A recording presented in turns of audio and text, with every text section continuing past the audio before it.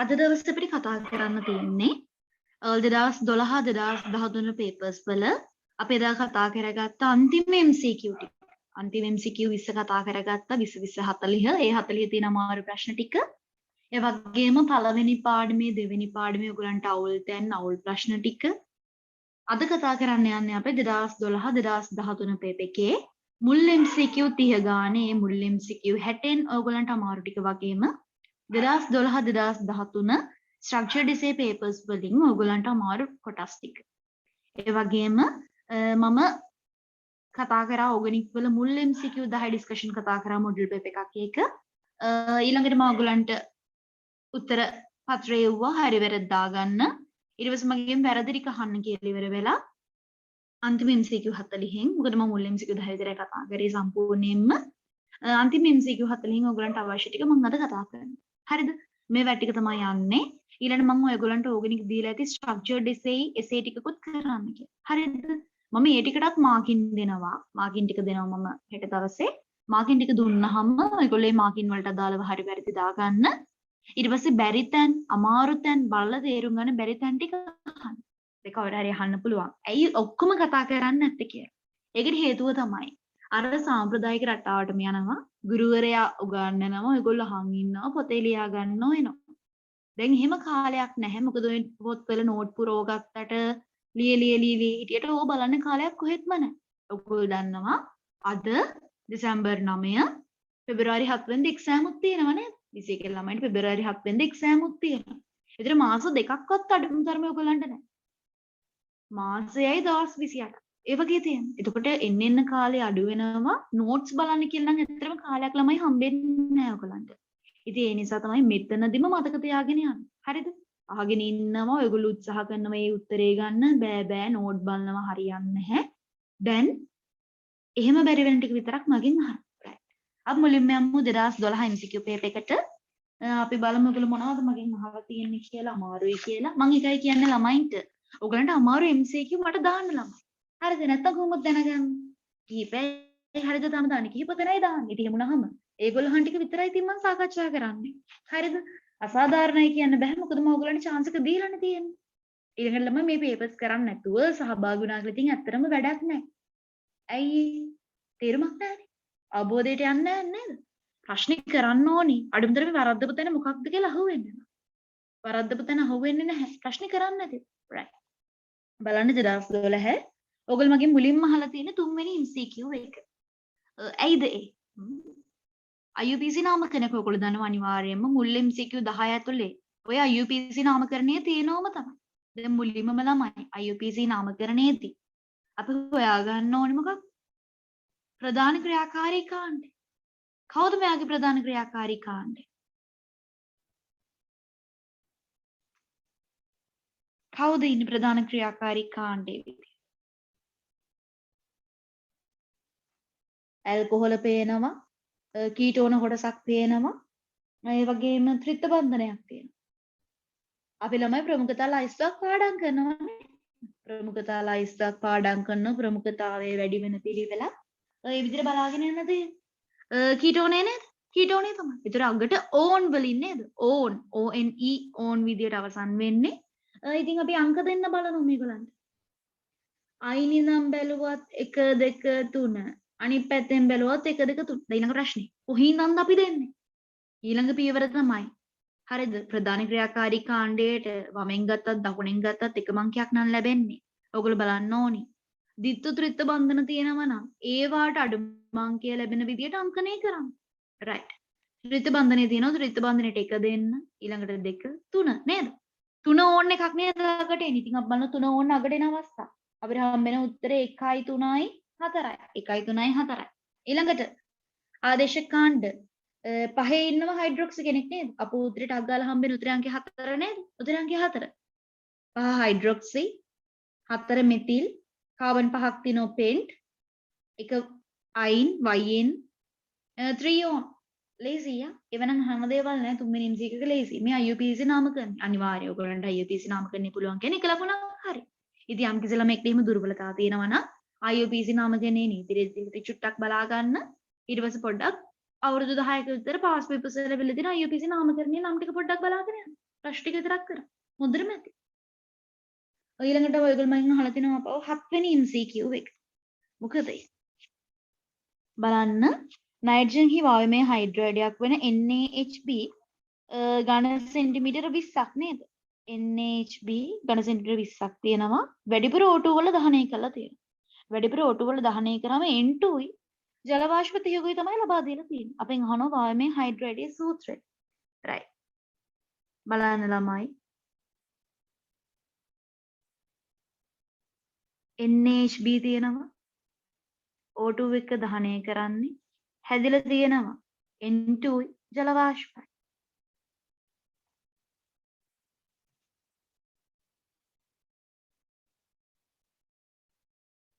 right. පරිමාණුපාතය මවුල් අතර අනුපාතයට සමාන කර. හොඳම දේ පරිමාතර අනුපාතය මවුල් අතර අනුපාතයට සමාන කරන්න. NaHB නෝ 20 ඝන සෙන්ටිමීටර් N2 හම්බෙලා තියෙනවා 10ක් ජල වාෂ්ප හම්බෙලා තියෙනවා 30ක්. කොහොමද උත්තරේ ගන්න? මෙතනට ඕනනම් තුලිත කරන්න. අර පැත්තෙන් N2 තියෙනවා මේ පැත්තේ තියෙන Na සංඛ්‍යාව මොකක් හරි ඉලක්කම් දාගන්න පුළුවන් ඕනනම් අවශ්‍ය නම්. නැත්නම් නිකම් මෙහෙම හදත හැකි ළමයි හරිද?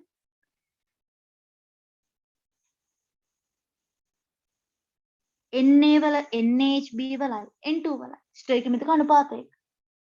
ඔයගලන්ට තුලිත කරලා වැඩේ කරන්න පුළුවන් කිසි ප්‍රශ්නයක් නැහැ. හිතන්න අරයා ඒ සංඛ්‍යාවක් තියෙනවා. එහෙනම් N2ත් ඒ සංඛ්‍යාවක් ගන්නවා. කොහොමද ඒ සංඛ්‍යාවක් ගන්නේ? නිකම්ම හිතන්න මෙයාට මෙතනට මම දානවා කියලා සිම්පල්. එහෙනම් n කොච්චරක් තියෙනවද? 2යි ඒ ප්‍රමාණයක් තියෙනව නේද? එහෙනම් මේ පැත්තටත් දානෝනේ මම 2. අන්න එතකොට තමයි හරියන්නේ. හයිඩ්‍රජන් තුලිත කරගන්න ඕනේ. හයිඩ්‍රජන් තියෙනවා 2යි B. මෙතනට දාගන්න ඕනේ B. හරි නේද? right. බලන්න. ඔයගලන්ට නිකම්ම මේ ස්ටොයිකියමෙත්‍රික අනුපාතය ගත්තාම එනව නේද ළමයි? 20ට 10යි 20ට 30යි 20ක් කියලාගෙන අතන 2යි NaHB හින්දා උත්තරේ ගන්න පුළුවන් නේද? මම හිතන්නේ NH3 එන්න ඕන. ඔතන නයිට්‍රජන්ට හයිඩ්‍රජන් අනුපාතය අතරම ගන්න තියෙනවා. නයිට්‍රජන්ට හයිඩ්‍රජන් අනුපාතය N ට H 10ට 30යි. තුලිත කර කර ඉන්න ඕනෙත් නැහැ. 10ට 30යි. එකට 3යි නේද? ඇයි දෙන්නම ඉන්නේ හයිඩ්‍රජන්ලා දෙන්නයි. නයිට්‍රජන්ලා දෙන්නයි. N2:2. right. බලන්න ඒව හැරෙම ලේසි ප්‍රශ්න තියෙනවා. ඔයගොල්ලන්ට චුටි තර්කයක් විතරයි දාගන්න තියෙන්නේ. ඊළඟට 8 වෙනි ප්‍රශ්නේ අහලා තියෙනවා. ඒකත් ගානක් තමයි. ඒකත් ගානක් තියෙන්නේ. right. අප බලමු එක MCO3.H2O 4H2O නේද? right.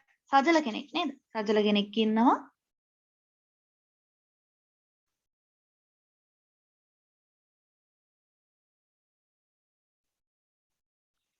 right.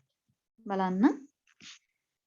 මෙයාව රත් කරලා තියෙනවා නේද? මෙයාව රත් කරලා තියෙන අපි ළඟ ඉන්නවා.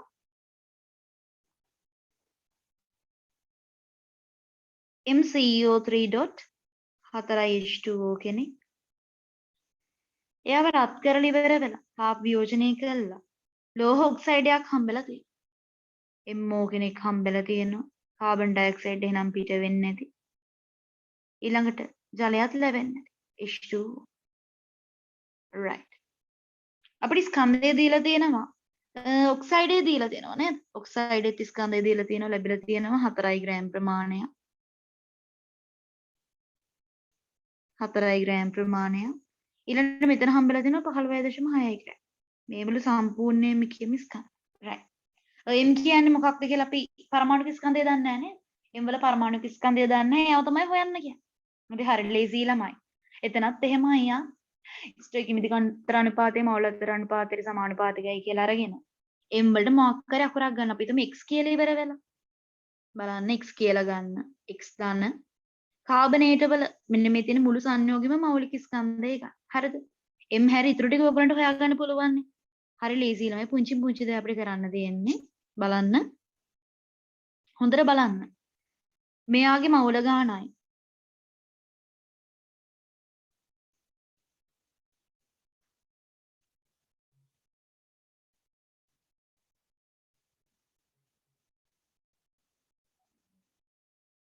right බලන්න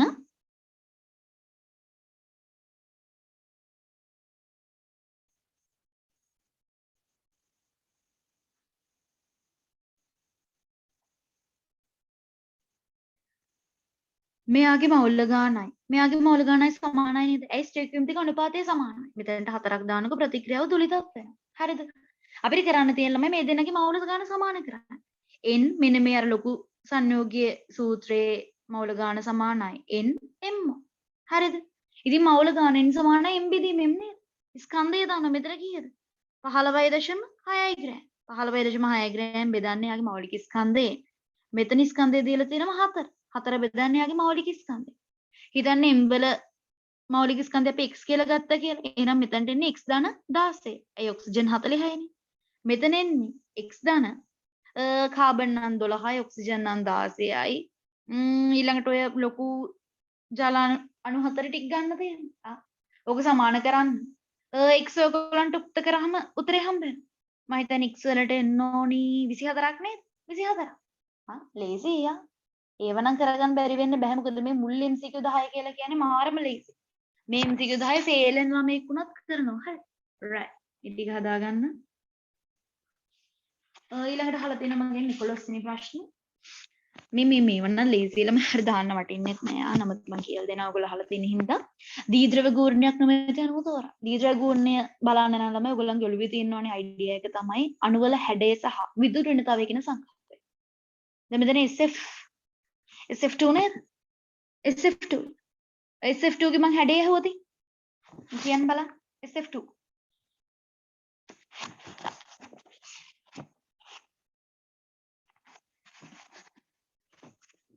SF2 හැඩය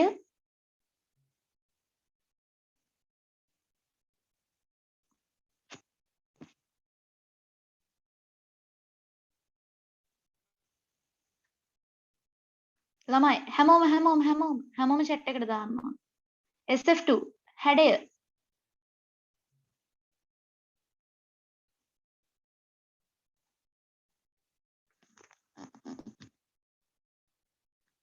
මේ ටක් ගාලා view හඳින්න දෙයක්වත් නැහැ. සල්ෆර් ඉන්නවා. ෆ්ලුවරින්ල මෙහෙම ඉන්නවා. ඊළඟට එකසර දෙකක් තියෙනවා නේද? හැඩය මොකක්ද? කෝණිකයි නේද? සිග්මා 2යි එකසර 2යි. සිග්මා 2යි එකසර 2යි. මං හවදින් දීර්ඝ ගුණයක් තියනවද මේකට? තියනවා කියන අත උස්සන්න. SF2 වලට දීර්ඝ ගුණයක් තියෙනවා. ඔව් නේද? ඇයි ඒ සල්ෆයිඩ් ෆ්ලුවරින් විදුරුණතාවය වැඩි ෆ්ලුවරින් මේ පැත්තට මෙහෙම අදිනවා. පල්ලෙහාට දීර්ඝ ගුණයක් හට ගන්නවා. right. ඊළඟට බලන්න PCl4F. හැඩය PCl4F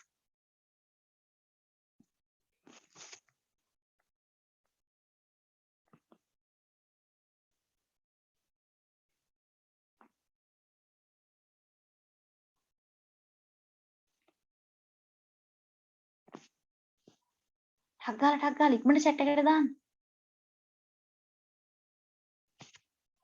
ත්‍රියානති දීපිරමිඩිය. right. මෙයාට තියෙනවද දීර්ඝ ගුණය? ඔව් නේද? හැබැයි ඔක PCl5 වෙනවා නම් දීර්ඝ ගුණයක් තියෙනවද? නෑ නේ. ඔකම කට්ටිය සමානයි ගාන්ට දීර්ඝ ගුණය ශුන්‍ය වෙනවා. හැම පැත්තටම ලස්සනට ඇදිලා ගිහලා මෙහෙම මෙහෙට ඇදෙනවා මෙහෙට ඇදෙනවා මෙහෙට ඇදෙනවා මෙහෙට ඇදෙනවා. මේ ගානක් සමාන වෙලා හරියනවා විතර Cl තිබ්බට. හැබැයි ඉනි ක්ලෝරින්ට වඩා ක්ලෝරින් වල විදුලිතතාවය වැඩි. ඒ නිසා අනිවාර්යෙන් දීර්ඝ ගුණයක් මෙන්න මේ පැත්තට චුට්ටක් හට ගන්නවා. right. SF4 හැඩය මොකද්ද ළමයි? SF4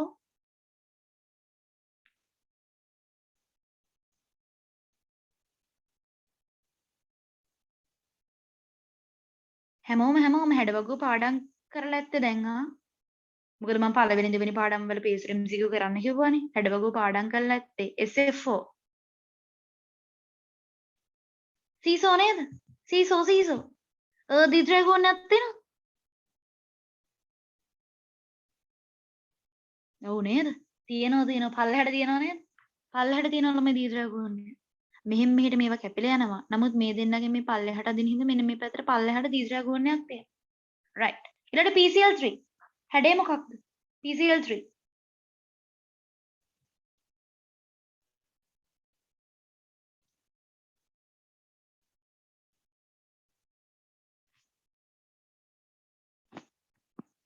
පිරමිඩියයි නේද? පිරමිඩිය PCl3. ද්විජ්‍යා ගුණයක් තියෙනවද ළමයි?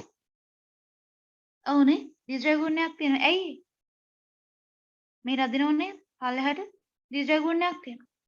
ඊළඟ මං අහන්නේ SF6 මොකක්ද හැඩය? SF6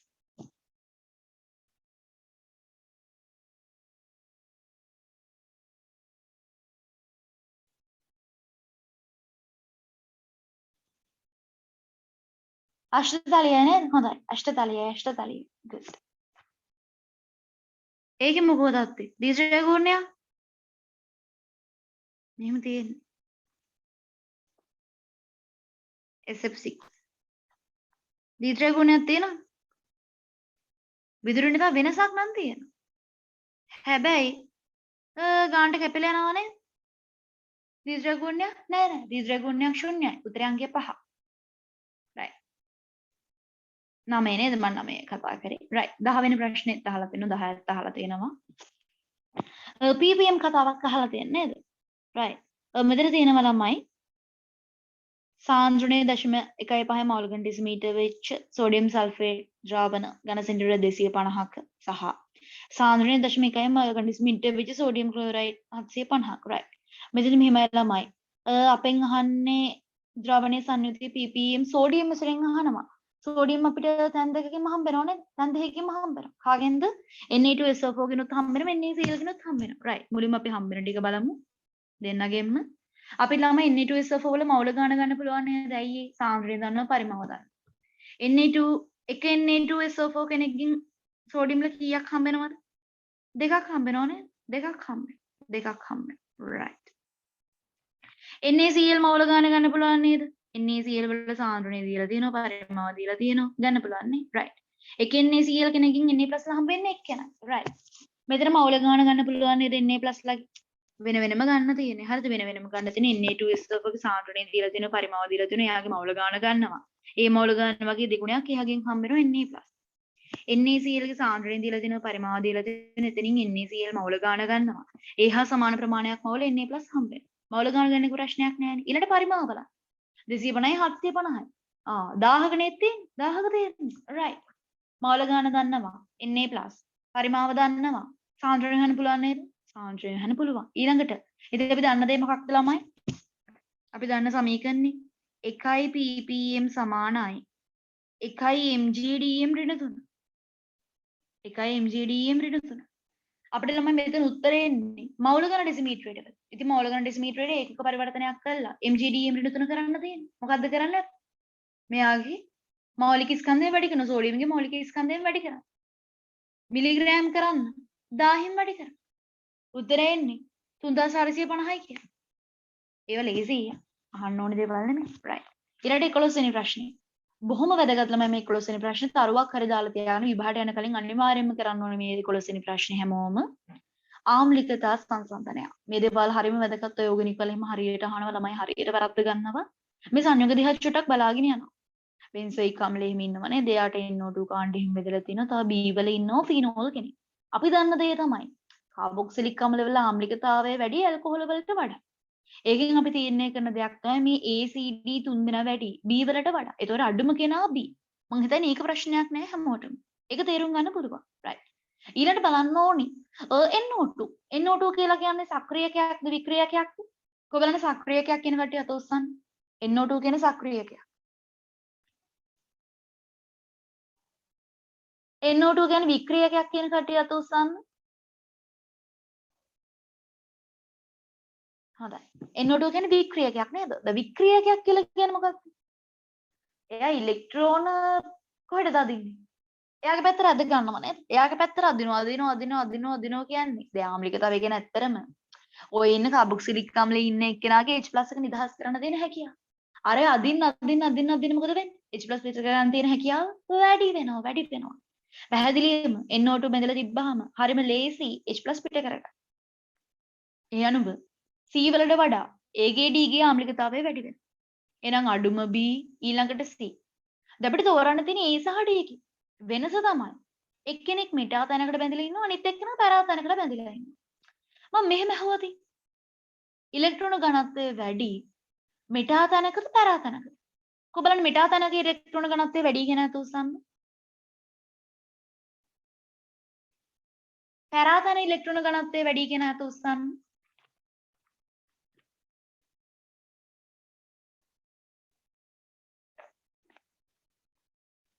right.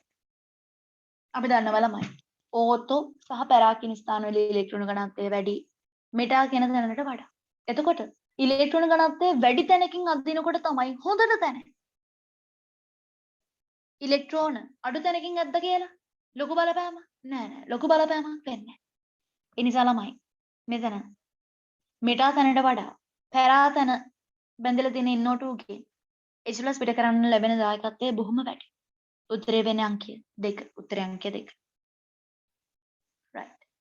ඊළඟට මම අහලා තියෙනවා 16 වෙනි ප්‍රශ්නේ. අපෙන් අහනවා පහත එක් ද්‍රාවණ වල ඝන ඩෙසිමීටර් එකක් බැගින් මිශ්‍ර කරනවලු. වැඩිම තාප ප්‍රමාණයක් පිට කරන්නේ. වැඩිම තාප ප්‍රමාණය. right. ශක්ති විද්‍යාව නේද? අම්ල භෂ්ම මේ පේන විදිහට අම්ල භෂ්ම උදාසීනීකරණය. දැන් මම මෙහෙම හොදින්න මම සාමාන්‍යයෙන් ඔය ප්‍රබල අම්ල ප්‍රබල භෂ්ම හිතන්නකො නිකන් ඔය H2SO4 එන්නේ නෑ sorry.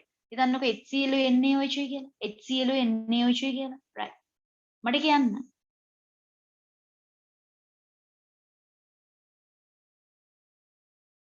මම ඒ හවන මම දැන් අහලා තියෙන ප්‍රශ්නේ මම ප්‍රයිවට් උත්තරේ ගන්නම්. HCl NaOH HCl NaOH ප්‍රතික්‍රියා කරනවා. සාමාන්‍යයෙන් අපි ශක්ති විද්‍යාව දන්නවා අම්ල භෂ්ම උදාසීනීකරණයේදී කොච්චරක විතර තාපයක් පිට වෙනවද? සාමාන්‍ය HCl සෝඩියම් හයිඩ්‍රොක්සයිඩ් වගේ ප්‍රබල අම්ල භෂ්ම ප්‍රතික්‍රියාවකදී ජලයේ මවුලයකට අදාළව ඔව් නේද? ඍණ 57ක් නේද? ආත්මන වශයෙන් ඍණ 57 දශම ගණනක් තියෙනවා. ඍණ 57ක් වගේ පිට වෙනවා. right 57 කිලෝ ජූල් මවුලයට නේද? හොඳයි. දැන් මෙතන අපි බල යනවා. පළවෙනි දෙන්න HCl NaOH right. ප්‍රබල අම්ල ප්‍රබල භෂ්ම නේ. සාන්ද්‍රණ චුට්ටක් වෙනස්. නමුත් ජලයේ මවුලයක් පිට කරගන්න පුළුවන් වෙන්නේ නේද? ජල එක්කෙනෙක්, ඒ කියන්නේ එක ජලය කෙනෙක් පිට කරගන්න පුළුවන් අවුලක් නැහැ. ඊළඟට H2SO4 NaOH දෙන්නම ප්‍රබල අම්ල ප්‍රබල භෂ්ම. එතන H2SO4 කොහොම සාමාන්‍යයෙන් ජල අණු දෙකක් පිට කරගන්න පුළුවන්. හැබැයි අගේ සාන්ද්‍රණය බලන්න. අවුලක් නැති. අවුලක් නැහැ නේද? අවුලක් නැහැ. එයා 0.1 අර 0.2ක් තියෙනව නේද? H2SO4 ට NaOH අනුපාතය එන්නේ කීයද? 1:2ක් නේද? තුල්ද කරලා බලන්න 1:2ක් කියන්නේ අවුලක් නැහැ. සාන්ද්‍රණය ගන්නට ගැලපෙන්න තියෙනවා. right. ඊළඟට මොකද කතාව වෙන්නේ? අප්පා. 3 4 දෙකේම ඇසිඩික් කියනවා නේද? ඇසිඩික් කියලා කියන්නේ දුබල අම්ලයක්. දුබල අම්ලයට මොකද තියෙන අවුල? මොකද්ද කේස් එක දුබල අම්ල දුබල භෂ්ම? ඒගොල්ලෝ ජලය මවුලයක් පිට කරනවා හරි ඒක හරි. හැබැයි දුබල අම්ල දුබල භෂ්ම ඒවා ආංශිකව තමයි විඝටනය වෙන්නේ. ආංශිකව විඝටනය වෙන්නේ. එහෙම වුණාම මේගොල්ලන්ව හරියට විඝටනය කරගන්න යම්කිසි තාප ප්‍රමාණයක් අවශෝෂණය වෙනවා. යම්කිසි තාප ප්‍රමාණයක්. එතකොට අර ඍණ 57ක්ම පිට වෙයිද? නෑ. 57ම පිට කරගන්න බෑලා. මොකද සැලකිය යුතු ප්‍රමාණයක් අවශෝෂණය කරගන්න මේගොල්ලන්ගේ බන්ධන බිඳීම සඳහා. ඒ නිසා හැමතිස්සෙම දුබල අම්ල දුබල භෂ්ම තියෙද්දී ඍණ 54 වඩා අඩු තාපයක් තමයි පිට වෙන්නේ. එදිර අපිට 3 4 කියන උත්තරේ කෙලින්ම අයින් කර ද හැකියි. පහේ බලන්න පහෙත් තියෙන ප්‍රබල අම්ල ප්‍රබල භෂ්මමයි. ඒකත් 1යි 5යි ලොකු වෙනසක් නැහැ නේද? ජල එක මවුලයි පිට වෙන්නේ. එන උත්තරේ වෙන්නේ කීයද? උත්තරේ අංකය 2. ඇයි ජලයේ මවුල දෙකක් පිට වෙනවා? ඍණ 57 වගේ දෙගුණයක් තාපේ පිට වෙනවා. උත්තරේ අංකය 2. right. 17 බලන්න ළමයි 17. ඉහත සංයෝගය ලිතියම් ඇලුමිනියම් හයිඩ්‍රයිඩ් එක ප්‍රතික්‍රියා කරලා ඉවර වෙලා ප්‍රතික්‍රියා මිශ්‍රණය උදාසීන කරලා තියෙනවා. ලිතියම් ඇලුමිනියම් හයිඩ්‍රයිඩ් ඔක්සිහරණයක් කළා නේද? ඇමයිඩ් ඉන්නවා අනිත් එක්කෙනා පේන විදිහට කවුද? එස්ටරයක් නේද? ප්‍රශ්නයක් තියෙනවද? නෑ නේද? ලිතියම් ඇලුමිනියම් හයිඩ්‍රයිඩ් එක ප්‍රතික්‍රියා කරනවනේ. අවුලක් නෑ. ඒ කවුද ලැබෙන්නේ? ඇමයිඩ් එකේ තියෙන තැනින් CH2NH2 එකක් නේ. CH2NH2 එකක් එන්නේ. අතන එස්ටරේ තියෙන තැනින් මොකද වෙන්නේ? ඇල්කොහොල නේද? ඇල්කොහොල් ලැබෙන ඇල්කොහොල්. උත්තරේ අංකය 2 නේද? උත්තරේ අංකය 2.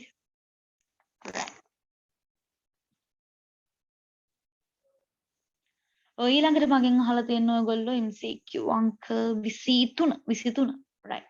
බලමු 23. එතන ප්‍රතික්‍රියාශීලීත්වය වැඩි වෙන නේද? HBR කෙරෙහි ප්‍රතික්‍රියාතාවය වැඩි වෙන පිළිවෙල. ඔක්කොම ඉන්නේ කවුද? ඔක්කොම ඇල්කීන නේද? ඇල්කීන. මම මෙහෙම අහුවදින්. ඇල්කීනයි HBR ලාක්ෂණික ප්‍රතික්‍රියා වර්ගය මොකක්ද? ඇල්කීන සහ HBR. මොකක්ද යන්ත්‍රණයට කියන නම? ඇල්කීනයි HBR. දෙන්න බලන්න උත්තරයක්. ඇල්කීනයි HBR. right. ඉලෙක්ට්‍රෝෆිලික් ආකලන නේද? ඉලෙක්ට්‍රෝෆිලික් ආකලන. හොඳයි. ඉලෙක්ට්‍රෝෆිලික් ආකලන ප්‍රතික්‍රියාකාරීත්වය වැඩි වෙනවා. කොහොමද ඒක බලන්න? ඒක බලන්නේ කොහොමද? right. ළමයි HBR කෙනෙක්. මම හිතන්නේ මම යන්ත්‍රය ඕන චුට්ටක් ඇඳලා මතක් කරන්නම් පොඩ්ඩක් ඔයගලන්ට. බලන්න. මම CH2 කෙනෙක් ප්‍රතික්‍රියා කරවන්න. මෙන්න මේ විදිහට. HBR කෙනෙක් ඉන්නවා. HBR කෙනෙක්. මෙයාව ඩෙල්ටා මයිනස් ඩෙල්ටා ප්ලස් මේ විදිහට විදුලිනිතා වෙනසත් එක්ක ආරෝපණය වෙනවා.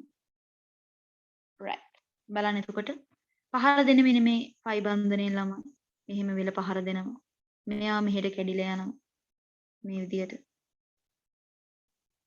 CH3 CH2 මෙතන ප්ලස් එකක්.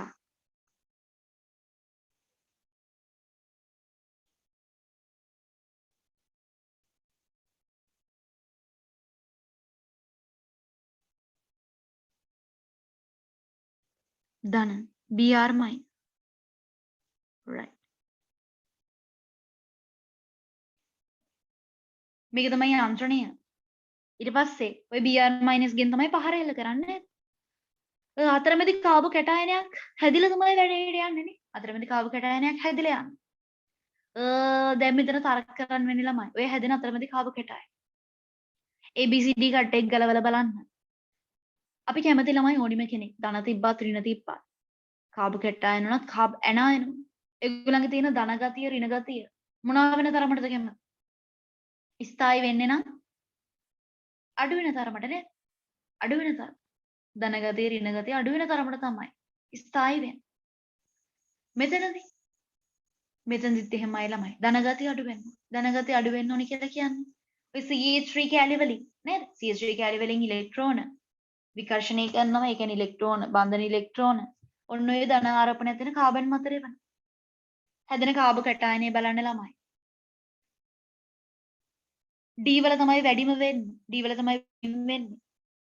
ඊළඟට A වල ඊළඟට B වල අන්තිමටම C. මොකද ළමයි අන්තිමට අර අතන තියෙන්නේ කාබොක්සිලික් අම්ල කොට. COOH එක. right. මේ ලේසි හරියද මේ විදිහින් අහන්න ඕනි නෙමෙයි ඉතින්. 24 බලන්න ඊළඟට 24 අපිට දීලා තියෙනවා අග්‍රස්ත හයිඩ්‍රජන් තියෙන ඇල්කයිනේකුයි ඇල්කීනේකුයි වෙන් කර හඳුනා ගැනීම සඳහා ඇමෝනියක මේ කවුද CuCl කියලා කියන්නේ? ටොලන්ස් නෙමෙයි අනිත් එක නේද? කවුද? ෆේලින්ස් නේද? ෆේලින්ස්. මොකද කරන්නේ ඔය අග්‍රස්ත හයිඩ්‍රජන් වල තියෙන H එක විස්ථාපනය කළා Cu එකක් බඳිනවා නේද? ඔය චොකලට් දුඹුරු රත් දුඹුරු පාටක් එහෙම ලැබෙනවා. right. හැබැයි මේක ඔක්සිකරණ ඔක්සිහරණ එහෙම ප්‍රතික්‍රියාවක් අපෝ නෑ. විස්ථාපනය නේද? H කෙනෙක් විස්ථාපනය කරනවා. ඒතර ඒ අයිඩියා එකෙන් කොයි උත්තරේද ළමයි? 4 නේද? Cu+ මගින් විස්ථාපනය විය හැකි ආම්ලික හයිඩ්‍රජන් කෙනෙක් තියෙනවා. අන්න ඒක තමයි හේතුව. නමුත් ඇල්කීනට එහෙම නැහැ. හොඳයි. නැවත මගෙන් අහලා තිබ්බ ළමයි ඔයගොල්ලෝ 28 වෙනි ප්‍රශ්නේ 28 බලන්න. සෝඩියම් හයිඩ්‍රොක්සයිඩ් ටිකක් නිෂ්ක්‍රීය අපද්‍රව්‍යයක් එක්ක මිශ්‍ර වෙලාලු නේද? මිශ්‍ර වෙලා තියෙනවා නිෂ්ක්‍රීය අපද්‍රව්‍යයක් එක්ක. අපි බලමු මොකද වෙලා තියෙන්නේ කියලා.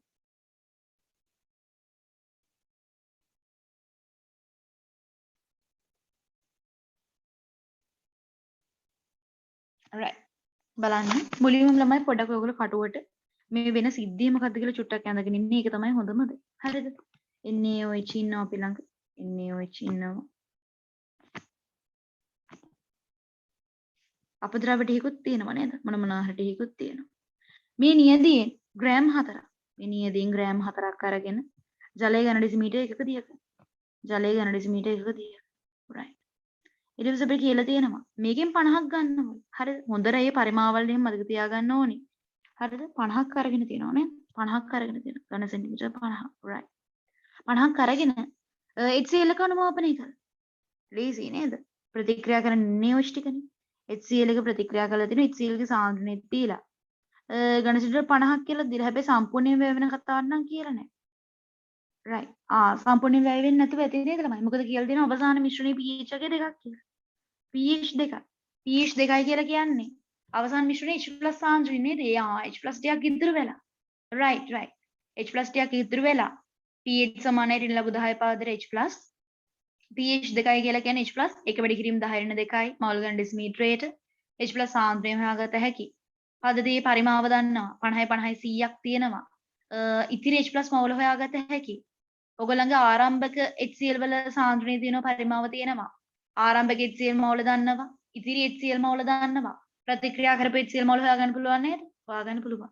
ප්‍රතික්‍රියා කරපු HCl මෝල් ගාන සමානයි සෝඩියම් හයිඩ්‍රොක්සයිඩ් මෝල් ගානට. ඒ තියෙන්නේ ඝන සෙන්ටිමීටර් 50ක තියෙන ටික. අපි හොයන්න ඕනි ඝන ඩෙසිමීටර් එකක තියෙන ටික. right. එකක තියෙන සෝඩියම් හයිඩ්‍රොක්සයිඩ් මෝල් ගාන හෙව්වා. සෝඩියම් හයිඩ්‍රොක්සයිඩ් ගේ මෞලික ස්කන්ධයෙන් වැඩි කරා. අපිට එනවා සෝඩියම් හයිඩ්‍රොක්සයිඩ් ස්කන්ධය. ප්‍රතිශත සංශුද්ධතාව අහන්නේ ග්‍රෑම් 4ට කොච්චරක්ද කියලා බලන්න. ලේසි හදාගන්න පුළුවන්. right. ඊළඟ 29 වෙනි ප්‍රශ්නෙත් අහලා තියෙනවා. ඒක ඇත්තටම අහලක දෙයක් නෙමෙයි ළමයි. කාබන් උෂ්ණත්වයේදී ලෙඩ් නයිට්‍රේට් 100ක් තියලා තියෙන ප්‍රතික්‍රියා සම්පූර්ණ වෙනකම් 0.1 mHCl එකතු කරලා තියෙනවා. නියත ස්කන්ධයක් ලැබෙන තුරු අවක්ෂේපයේ බියලා අරගෙන තියෙනවා. අවක්ෂේපය කියලා කියන එතන හම්බෙන්නේ අපිට PbCl2 වැඩි ලේසි ළමයි. ඇයි? PbCl2 අවක්ෂේපයේ ස්කන්ධය දීලා තියෙනවා. PbCl2 වල මෞලික ස්කන්ධයෙන් බෙදලා ඉවර වෙලා PbCl2 මෞල ගාන ගන්න. මං හිතන්නේ එතන යන්න පුළුවන් නේද? PbCl2 මෞල ගාන දන්නවා. ලෙඩ් නයිට්‍රේට් මෞල ගාන දන්නවා. ලෙඩ් නයිට්‍රේට් පරිමාව දීලා තියෙනවා. ලෙඩ් නයිට්‍රේට් සාන්ද්‍රණය හොයාගන්න පුළුවන්. ලේසි right. මේ ටික තමයි ඔයගොල්ලෝ මයින් 2012 සම්බන්ධව අහලා තිබ්බේ. 2012 සම්බන්ධව මේ හැර වෙන ප්‍රශ්න තියෙනවා 2012 අහන්න. තියෙනවා නම් වහම අහන්න.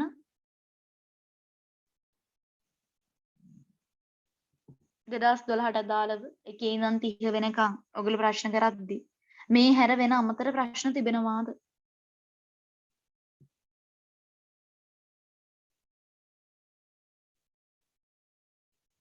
right.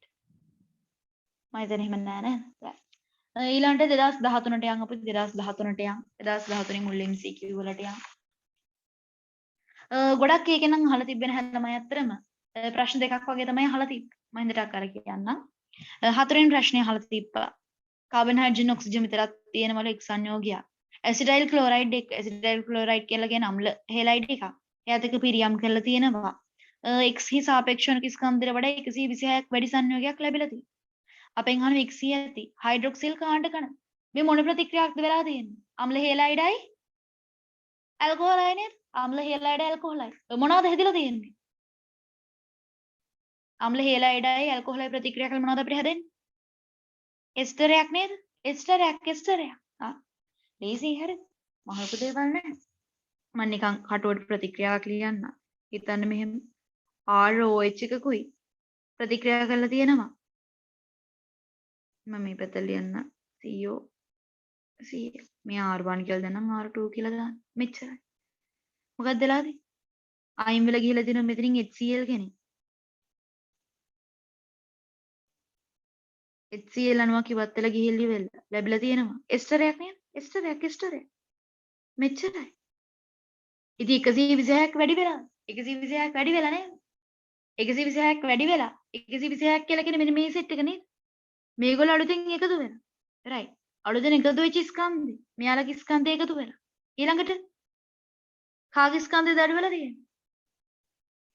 මේක තමයි කලින් ඉඳන්ම තිබ්බේ. මේ ටික තමයි මුලින් ඉඳන්ම තිබ්බේ X කියන සංයෝගය මේක. හරිද? මේ සම්පූර්ණ එක. හැබැයි මෙතනින් අඩු වෙලා තියෙනවා. Cl ගේ ස්කන්ධය නේද? Cl කියලා කියන්නේ 35.5. 35.5. ඒ චුට්ටක් සුළු කරලා බලන්න පුළුවන්. ලොකු දෙයක් නැහැ. 35.5ක් අඩු වෙලා. ඒ වෙනුවට තව ටිකක් ඇවිල්ලා නේද? තව ටිකක් ඇවිල්ලා. මම හිතන්නේ හදාගන්න පුළුවන් වෙයි. try එකක් දෙන්න හරිද මේ ගැන හිතලා මෙහෙම හදන්න තියෙන්නේ. හදාගන්න පුළුවන් වේවි. හරිද? try එකක් දෙන්න බලන්න මම ඊට පස්සේ කියලා දෙන්න. හොඳයි. ඊළඟ මම අහලා තිබ්බේ ආපහු 29.